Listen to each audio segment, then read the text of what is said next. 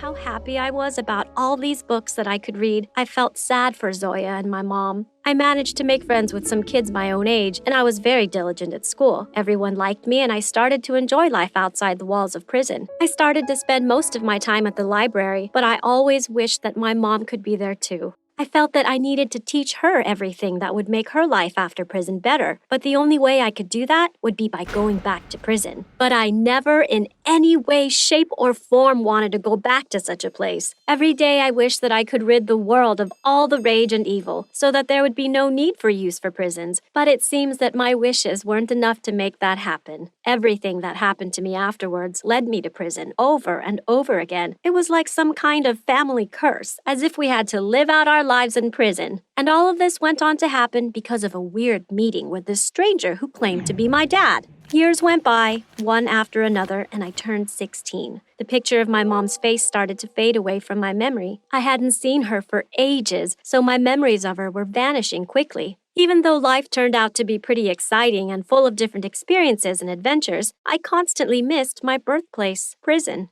One day, I was sitting at a coffee shop reading a book when the same prison guard that punched me in the chest years ago walked in. I didn't recognize her at first glance. People tend to change as the years go by, and she wasn't wearing her uniform. But when I heard her ordering a cup of coffee, I turned around and looked at her. I knew her by her voice. I still remember what she told me on my last day in prison. If you want to survive outside these walls, you have to first survive in here. Life outside isn't that different from life in here. Believe me when I say that a prisoner and a prison guard are two faces of the same coin. You might see officers as the good guys and prisoners as the bad guys, but let me tell you this. As a girl who was born and raised in prison, guards are normal people who live in the same neighborhood that prisoners come from. The only difference is they have better luck. I got up from where I was sitting and went to sit next to her at the bar. I started a conversation with her. She was my only hope left for getting answers to all of the unanswered questions that I'd lived with for years. "Hi," I said in a faint voice. She stared at me for a few moments like she was trying to figure out where to place me. "Vera,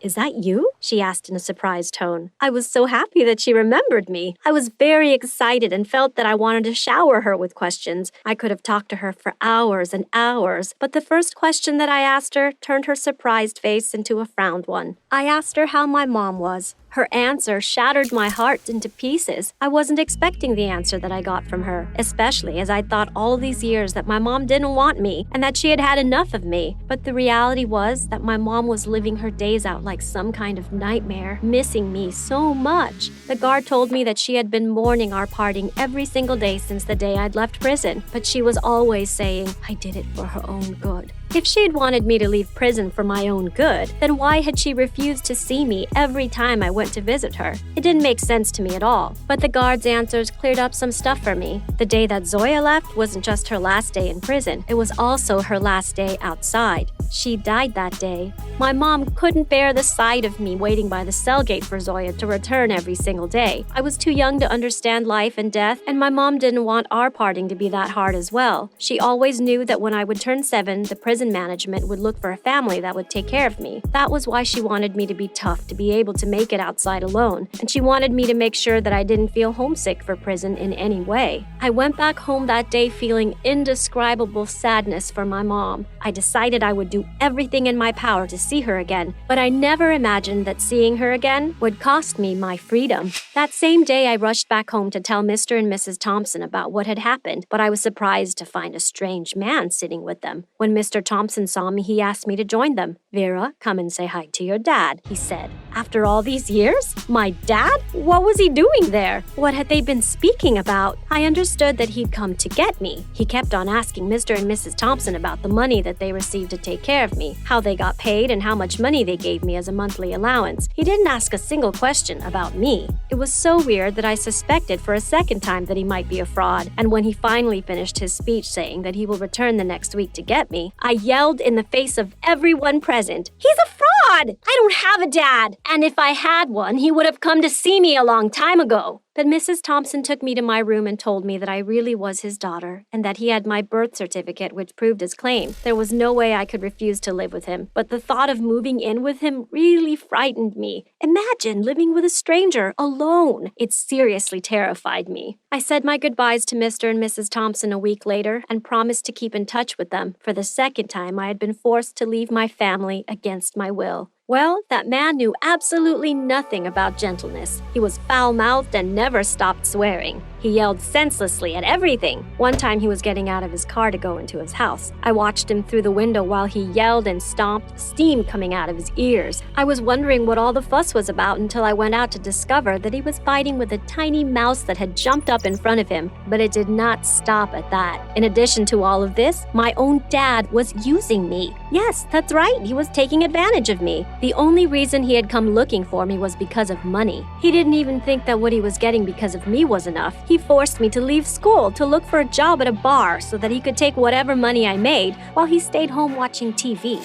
Little by little, he started to become aggressive towards me. He never gave me anything to eat or drink and started to yell in my face for no particular reason. One time I told him that I wanted to see my mom. He refused, and that was the breaking point for me. He shut the windows and locked me in the house for more than a week. I could no longer stand living like that any longer. First, he'd forced me to leave the school that I loved more than anything in the world, and then that! A sweet woman like my mom was rotting in jail, while an evil, despicable person like my dad was free to do anything he pleased with no one to answer to. It was so unfair! It's sad to say that when I was in prison, I heard women speaking about the crimes that they were willing to commit when they got out of jail. I now understood that what they were speaking about was their own little plan to get back in. Maybe they understood that the world outside prison was far more dangerous than the one within. Never before could I have imagined that the day would come when I would be making a plan to commit a crime, but there I was, stuck in that house with that monster of a person. I had to do anything I could to get out of this house. I grabbed a chair and started to bash the windows of the house. Then I called the cops to turn myself in. The cops came and arrested me for vandalizing the house. It might be the weirdest case you've ever heard of, but at least it was enough to teach my dad a lesson that he'd never forget, and put me back in prison in the process. After I went back to prison, the officer in charge wanted to make me go back home, but I begged him with all my heart not to send me back to the monster I'd been living with. I even cried hysterically so that he would let me stay in prison, but my tears weren't enough to convince him to let me stay. So I stood up and told him, "All right, but I hope you never forget that you were the one who sent me back there."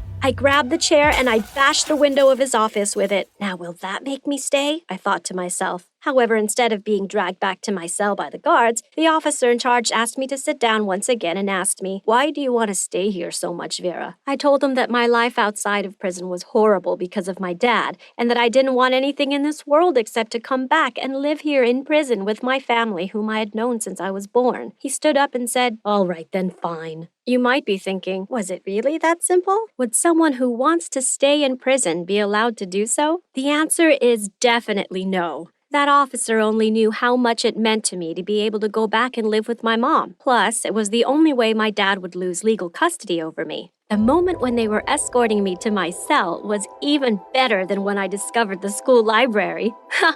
I probably sound like a bit of a freak, right?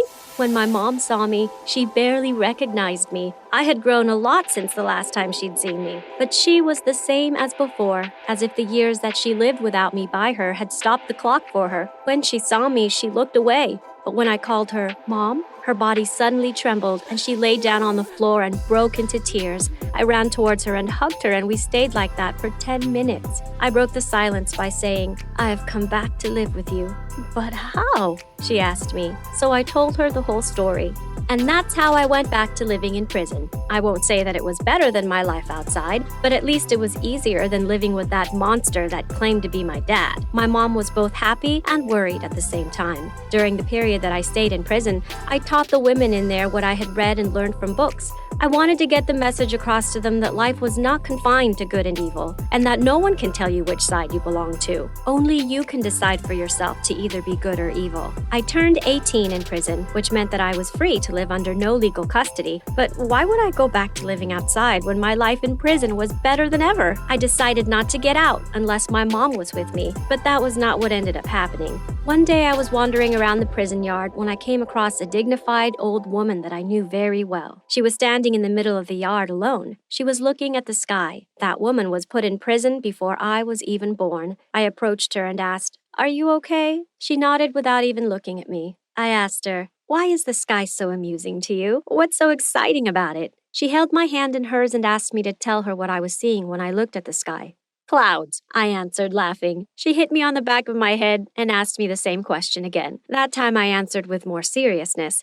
I see an eagle and a plane. She asked me, what is on the plane? So I answered, people. She said, that's right. Now, tell me, where is this plane taking the people on board? I answered, I don't know. Does it matter? It was only then that she stopped looking at the sky and looked at me and said in a very deep and pained voice, you don't understand the true significance of life outside prison, do you? That plane is taking those people somewhere. Life outside of these walls goes by. It moves. It continues. And all of us in here, we remain stuck. We remain still. All it takes for your life to turn upside down is to look at the sky. Within a few minutes, looking at the sky made me change all that I had ever desired in life. Suddenly, the prison that I'd struggled to get back into was no longer the right place for me. I decided to resume my education and to go back to prison only to teach women about what would make their life outside the walls better. And that was exactly what I did. That time I got out of prison once and for all, and I only returned to it to finish what I'd started. I can now say with great confidence that prison made my life better, even when I wasn't a prisoner, and that I made the lives of many of those who were in prison better too, because I believed in the good that was in their hearts. Now I visit my mom in prison every week. I work and I continue my education to improve the situation my mom will find when she gets out of prison. She has been through a lot already, and I refuse to let her get out only to then experience horrible atrocities again. Did you like my story? Please share your thoughts in the comment section below. And don't forget to like this video and subscribe to the channel for more.